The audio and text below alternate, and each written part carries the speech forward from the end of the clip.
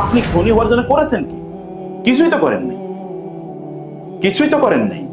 ধনী হওয়ার জন্য আপনি এবং আমি কোনো কিছুই করি নাই, অথচ ধন অর্জন করা, সম্পদ অর্জন করা আমাদের জন্য ফরজ। যেমন নামাজ পড়া ফরজ, সম্পদ অর্জন করা কি নামাজের চেয়ে কম ফরজ নাকি? ভিক্ষা করা কি? ভিক্ষা করা কি? ভিক্ষা এমন কিয়ামতের দিন যে সকল ব্যক্তিরা ভিক্ষা করবে, কিয়ামতের দিন তাদের মুখে মাংস থাকবে না। কি থাকবে না? তখন মানুষ দেখে দেখে বুঝবে ও তো ভিক্ষুক ছিল, এই কারণে ওর মুখে মাংস নেই। এটা এরকম লাঞ্ছিত অপমানিত হয়ে আসবে, সে উঠবে কিয়ামতের দিন। আপনার রাসূল কিন্তু সাদাকে গ্রহণ করতো না, ভিক্ষা গ্রহণ করতেন না তিনি। আমরা তো সেই সম্ভ্রান্ত জাতি, ব্লু ব্লাড, মানে যদি বলি আমরা তো রাজার জাতি, কিন্তু আমরা ভিক্ষুক হয়ে গেলাম কবে? ভিক্ষুক হয়ে গেলাম যেদিন থেকে আমরা ব্যবসা ছেড়ে দিয়েছি। আমরা বলছি ওরা ব্যবসা করুক, আমরা কি আখিরাত নিয়ে থাকবো। দুনিয়াকে আল্লাহ তাআলা আমাদেরকে দুনিয়ার নেতা বানাইছে না, ইন্নী জাইলুন ফিল আরদি খলিফা, আমি জমিনে কি বানাচ্ছি? নেতা বানাচ্ছি। তো আপনাদেরকে তো, আপনাদের বাবা তো জমিনের নেতা ছিল, তিনি কে? আদম আলাইহিস সালাম, উনি জমিনের নেতা ছিলেন না? ইব্রাহিম আলাইহিস সালাম আরেকজন বাবা, আল্লাহ তাআলা তাকে বলেছেন কি, ইন্নী জাইলুকা লিন-নাসি ইমামা, আমি তোমাকে মানুষের নেতা বানালাম। আপনাদের বাপ দাদারা মানুষের নেতা, এই জমিনের নেতা, আমরা হয়ে যাচ্ছি ভিক্ষুক। ও আমাদেরকে একটু ভিক্ষা না দিলে আমাদের চলে না। এই ভিক্ষুকের জাতি যেদিন থেকে আমরা নিজেদেরকে বানাইছি, ওই দিন থেকে গোটা পৃথিবী আমাদের হাতছাড়া হয়ে গেছে। পৃথিবী তো আপনার কথা চলবে যখন আপনার পকেটে টাকা থাকবে। পৃথিবী আপনার কথা চলবে না যখন আপনার পকেটে টাকা থাকবে না, তখন আপনার কথা চলবে না। মানুষের সামনে আপনি দাঁড়াবেন, মানুষের জন্য আপনি কিছু করবেন, করার জন্য আপনাকে অবশ্যই লাগবে সম্পদ। এখন সম্পদ ইনকাম করে কিভাবে বলেন তো? সম্পদ ইনকাম করার শ্রেষ্ঠতম পদ্ধতি হচ্ছে ব্যবসা। শ্রেষ্ঠতম পদ্ধতি কি? ব্যবসা। আপনি চাকরি করে কত টাকা ইনকাম করেন? কত সর্বোচ্চ? চাকরিতে তো লিমিটেড। কত সর্বোচ্চ? কিন্তু ব্যবসা করে এর কোনো লিমিট আছে? কোনো লিমিট নাই, কোনো লিমিট নাই। ব্যবসা করবেন, অথবা ব্যবসাকে আপনি সাপোর্ট করবেন। সবাইকে ব্যবসা করবে তা করবে না, কিন্তু ব্যবসার প্রতিষ্ঠানগুলোকে কি করতে হবে? সাপোর্ট করতে হবে। এবার আমি তাহলে এক নম্বর কথায় গিয়েছি যে আমাদেরকে প্রচুর পরিমাণে ইনকাম করা লাগবে, প্রচুর ইনকাম করা লাগবে। ইনকাম কিভাবে করবো সেটা আমি পরে বলছি। দুই নম্বর বিষয় হচ্ছে যে ইনকাম করার জন্য আমাদেরকে লাগবে হলো ব্যবসা করা। কারণ ব্যবসার মধ্যে প্রচুর পরিমাণ কি আছে? বারাকা আছে। এখন ব্যবসা করার জন্য কি লাগবে? আমাদের প্রতিষ্ঠান লাগবে। ব্যবসা করার জন্য কি লাগবে? প্রতিষ্ঠান লাগবে। যেমন ইহুদিদের প্রতিষ্ঠান আছে, যেমন বললাম। আচ্ছা, অ্যাপল পৃথিবীর সবচেয়ে দামি মোবাইল কোম্পানির নাম কি? অ্যাপল নাকি? এরকম কেউ আর কিছু বানাইতে পারছে? কেউ বানাতে পারে? দেখুন তার কোনো প্যারালাল কিছু আছে? প্যারালাল কোনো কিছু নাই। প্যারালাল আছে পৃথিবীতে কম্পিউটারের জগতে আপনার যা লাগবে, যেমন সফটওয়্যার সব সফটওয়্যার কারা বানাইছে বলেন তো? সব মাইক্রোসফট এর আপনি চলতে পারবেন। মানে এমএস যেটা আমরা বলি, মানে অফিসের মধ্যে কি আছে? ওয়ার্ড আছে, এক্সেল, তারপরে কি পাওয়ার পয়েন্ট, মানে অফিসের যা আছে এটা আপনি বলেন তো মাইক্রোসফট ছাড়া আপনার পক্ষে সম্ভব কিনা? তো মাইক্রোসফট কোন দেশের কোম্পানি? হ্যাঁ, এটা আমেরিকান কোম্পানি। কোথাকার কোম্পানি? American company. আপনি এরকম একটা কোম্পানি বানাইতে হবে। কোম্পানি ছাড়া, প্রতিষ্ঠান ছাড়া আপনি কোনোদিন কিচ্ছু করতে পারবেন না, কিচ্ছু করতে পারবেন না। আপনার প্রতিষ্ঠান তৈরি করতে হবে। প্রতিষ্ঠান, এখন 3 নম্বর জায়গায় আসি। প্রতিষ্ঠান কি সবাই একটা করে বানাবে? ইহুদিদের কি হয়েছে বলেন? ঠিক চায়নাদের কথা বলি। আচ্ছা, জাপানের কথা আগে বলি। জাপানে আপনারা জানেন 1945 সালে আমেরিকা কি করলো? কোন এক সকালে 7টা বাজে হিরোশিমাতে অ্যাটম বোম মারলো। অ্যাটম বোম বানার মুহূর্তের মধ্যে, মিনিটের মধ্যে সেখানকার 70 থেকে 80,000 লোক তারা তুলার মানে বালির মতো তারা উড়ে গেল। এই যে শরীরের অঙ্গ প্রত্যঙ্গ গুলো, এগুলো সব বালি হয়ে গেছে, পাউডার এরকম উড়ে গেছে। এরপরে 2-3 দিন পরে আবার নাগাসাকিতে তারা কি করলো? অ্যাটম বোম করলো। এর কয়েকদিন পরে, 3-4 দিন পরে, এরপরে জাপানিজরা তারা আত্মসমর্পণ করতে বাধ্য হয়েছে। তারা দেখছে আর বাঁচতে পারছে না কোনোভাবে। জাপান একটা কি ধ্বংসস্তূপে পরিণত হয়েছে। সেই জাপানের বর্তমান অবস্থা কি বলে? এটা আমি 1945-এর কথা বলছি। বাংলাদেশ স্বাধীন হয়েছে কবে জানেন আপনারা? কে বলছে? এটা তো দ্বিতীয় স্বাধীনতা। 1 নম্বর স্বাধীনতা কবে? 1947। 1 নম্বর স্বাধীনতা কবে? 1947। এই অঞ্চল তো 1947, এটা তখন নাম ছিল ইস্ট পাকিস্তান, এতটুকুই। অথবা এটা তো ইন্ডিপেন্ডেন্ট তখন, আলাদা। 1947 আর 1945। 1947-এর পরে আমরা কোথায় আর জাপান কোথায় বলেন? 1947 কি আমাদের যুদ্ধ বিধ্বস্ত দেশ? কিচ্ছুই তো হয় না, যুদ্ধ তো এখানে হয়ই নাই, কারণ আমরা তো আলাদা দেশ পেয়ে গেছি। এর কোনো যুদ্ধ 1971 যুদ্ধ হয়েছে, তাও তো এত কোনো বড় কোনো কিছু ডিজাস্টার ঘটে নাই। জাপানে সব ধ্বংস, কিছুই নাই। তাহলে জাপান তৈরি হলো কিভাবে? আপনারা জানেন জাপানের ইকোনমিক সাইজ জানেন আপনারা? এখন চায়না দ্বিতীয়, পৃথিবীর 1 নম্বর ইকোনমি কারা? আমেরিকা। 2 নম্বর ইকোনমি কারা? চায়না। এই কিছুদিন আগেও 2 নম্বর ইকোনমি কারা ছিল? জাপান ছিল। জাপানের টোটাল টাকা পয়সা যা আছে 57টা মুসলিম দেশের সব টাকা মিলালেও জাপানের অর্ধেক হবে না।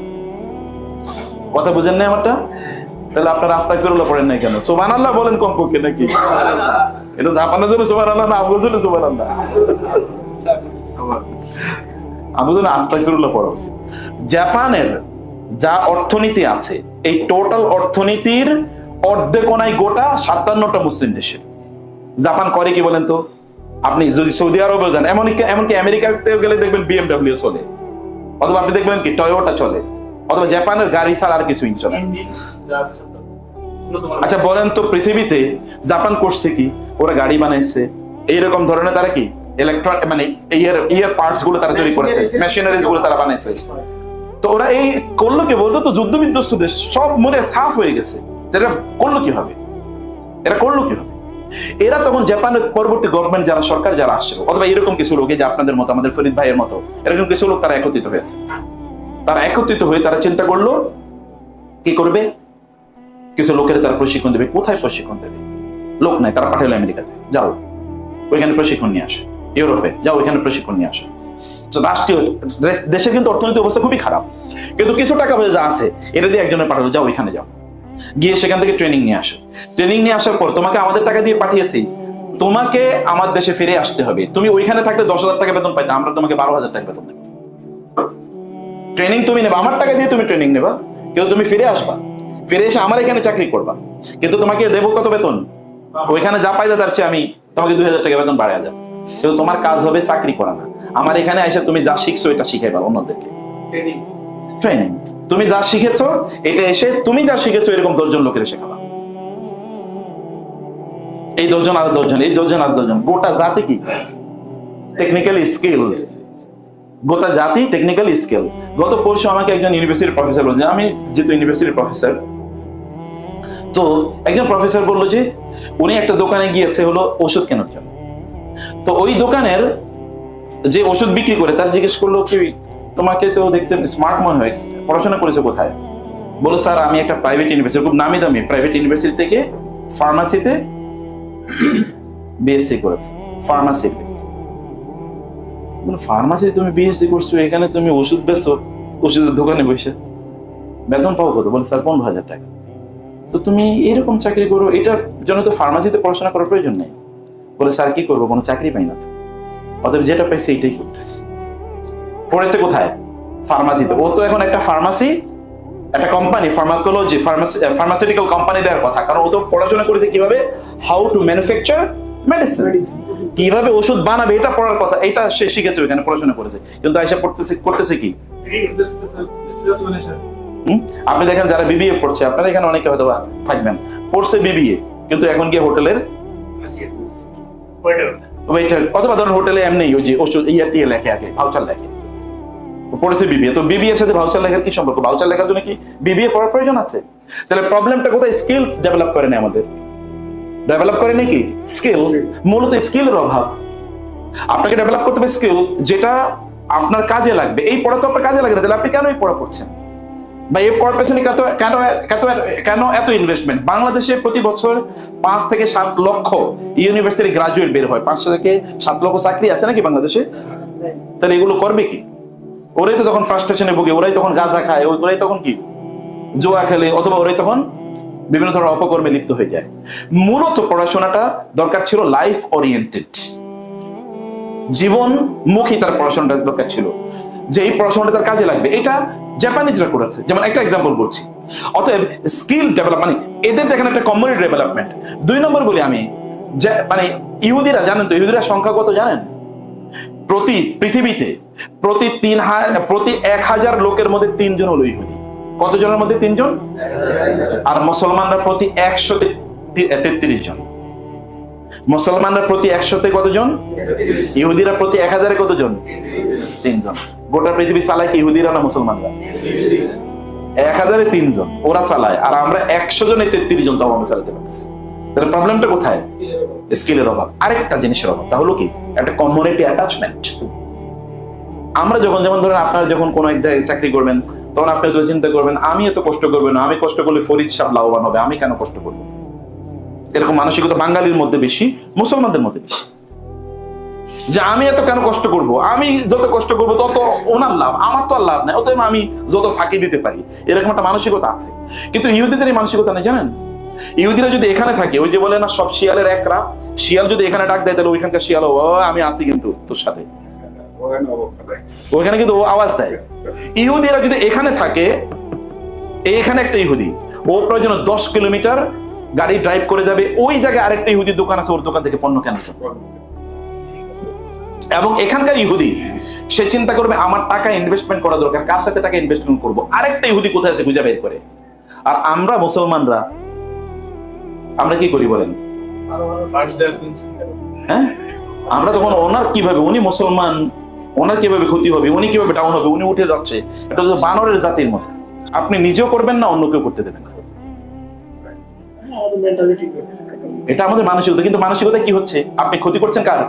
গোটা মুসলিম জাতির। নিজের তো করছেনই, গোটা মুসলিম জাতির ক্ষতি করছেন। আপনার একটা প্রতিষ্ঠান যদি লিভার ব্রাদার্স এর মধ্যে তৈরি হয়ে যেত, অথবা একটা অ্যাপলের জন্য, অথবা একটা IBM এর জন্য মতো যদি একটা প্রতিষ্ঠান তৈরি হতো, তাহলে গোটা বিশ্বের মুসলিমরা এর জন্য গর্ব করতো। গোটা পৃথিবীর মুসলমানরা কি অর্থনৈতিকভাবে তারা শক্তিশালী হয়ে যেত, অর্থনৈতিকভাবে তারা শক্তিশালী হয়ে যেত। কিন্তু আমরা তো সেটা করতে দিই না। আমরা দেখেন ওদের পণ্য কিনবো, কিন্তু মুসলমানদের পণ্য কিনবো না।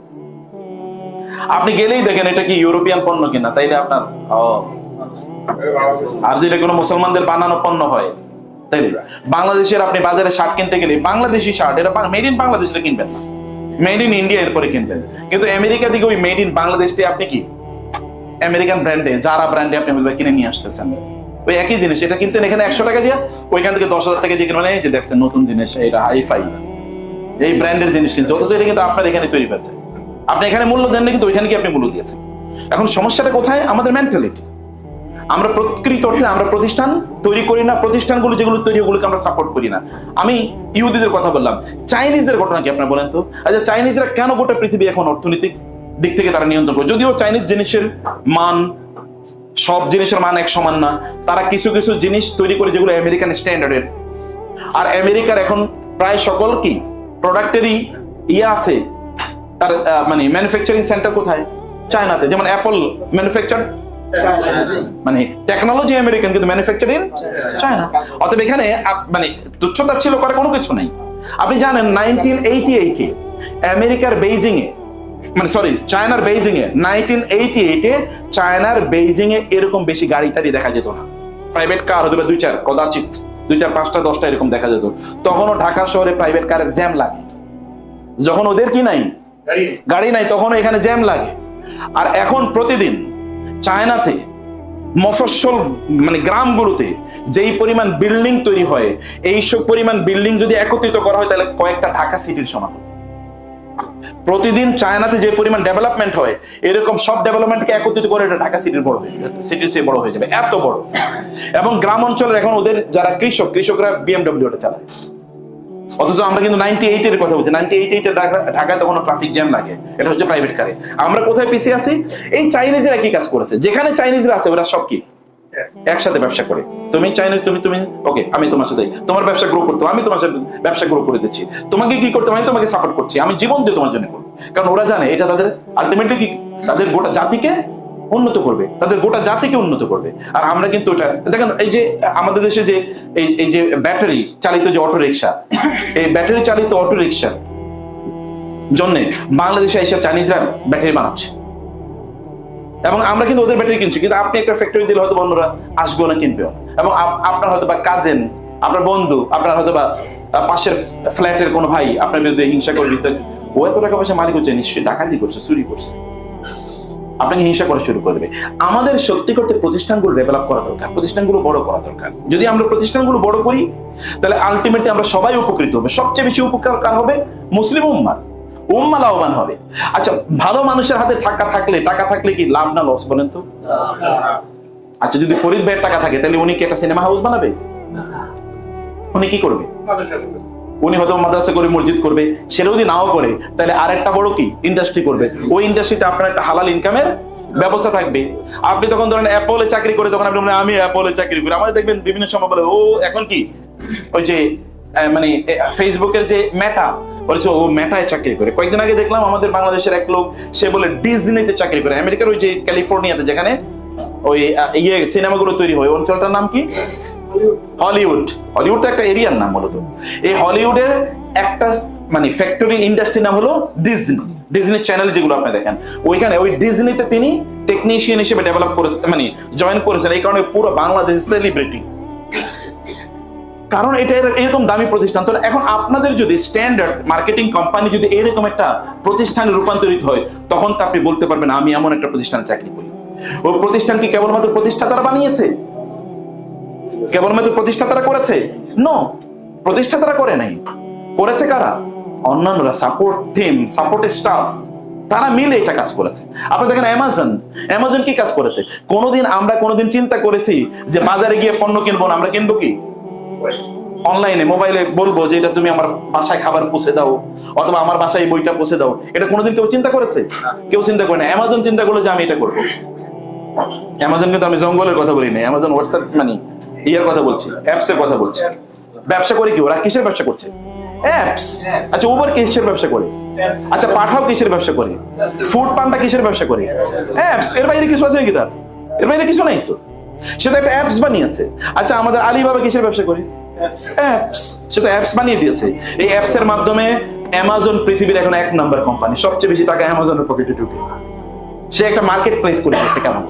এবং ওইখানে সাপোর্ট স্টাফ যারা আছে তারা জানেন, তারা এটাকে এমন একটা জায়গায় নিয়ে গেছে। সাপোর্ট স্টাফ মানে আপনাদের মতো যারা আছে, এরা এমন একটা জায়গায় প্রতিষ্ঠানে নিয়ে গেছে, এখন আপনি অ্যামাজনে চাকরি করা মানে হচ্ছে আই হ্যাভ বিকাম সামথিং, আমি কিছু একটা হয়ে গেছে। এই জায়গাটাতে প্রতিষ্ঠানগুলোকে ডেভেলপ করা আমাদের জন্য খুবই জরুরি, কিন্তু মুসলিম বিশ্বে এরকম কোন প্রতিষ্ঠান ডেভেলপ করে নাই। এটা আমাদের অ্যাটিটিউডের কারণে। কারণ আপনারা যদি সিদ্ধান্ত নেন যে না আমরা প্রতিষ্ঠান ডেভেলপ করে দেবো, তাহলে আপনাদের এই স্ট্যান্ডার্ড মার্কেটিং কোম্পানি কি এটা হতে পারে না? অ্যামাজন কয়দিন আগে তৈরি হচ্ছে, আপনি দেখেন না। Idea is very important. Idea যদি থাকে মানুষের, তাইলে ওই আইডিয়াকে সাপোর্ট করা দরকার। ওরা আইডিয়া ডেভেলপ করেছে, আমরা আইডিয়া ডেভেলপ করিনি। ওরা কাজ করেছে, আমরা কাজ করি নাই।